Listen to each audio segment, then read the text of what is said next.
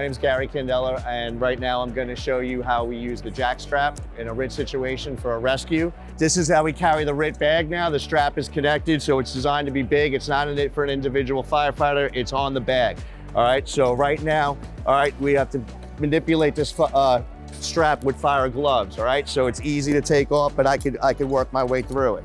All right, so right now I'm going to come across. I'm going to look for the bracket that's on the back of his back plate, okay, and I'm gonna connect it here, okay?